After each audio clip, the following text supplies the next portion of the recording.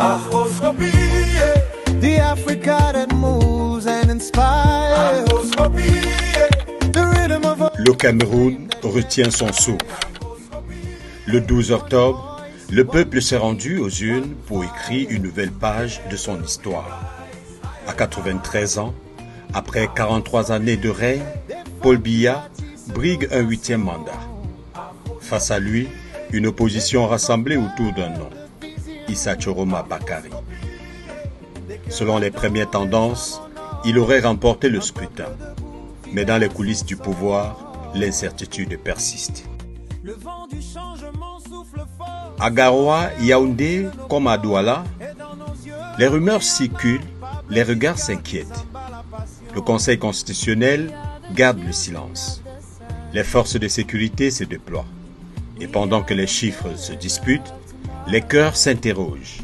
Le Cameroun est-il prêt pour le changement? Car ce vote n'est pas qu'un scrutin, c'est un miroir tendu à une nation qui vacille entre la fatigue du passé et la soif d'un avenir meilleur. Les faits sont là.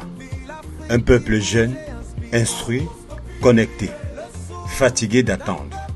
Une classe politique vieillissante, accrochée à ses privilèges. Une diaspora vigilante qui regarde avec espoir. Et une communauté internationale, prudente, parfois complice.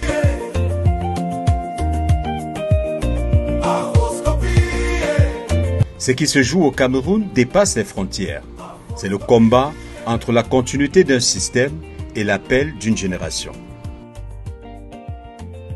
L'histoire retiendra peut-être cette élection comme celle de la dernière chance, celle où la jeunesse a décidé de tourner la page sans brûler le livre, celle où les institutions ont choisi de protéger la République plutôt qu'un homme. L'Afrique qui bouge et inspire. À Afroscopie, nous ne jugeons pas. Nous observons, nous analysons, nous comprenons. Et nous croyons que les peuples africains n'ont plus besoin de miracles. Ils ont besoin de vision, de courage et de mémoire. Le Cameroun est à la croisée des chemins, entre stabilité et transformation, entre peur et espoir, entre silence et parole.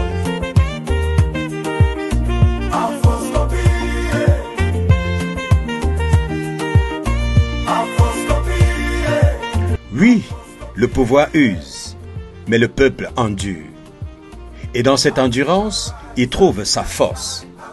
L'Afrique n'a pas besoin d'hommes forts, elle a besoin d'institutions fortes et de conscience éveillée. Aujourd'hui, le Cameroun se regarde dans le miroir du monde. Et dans ce reflet, l'Afrique entière cherche sa vérité.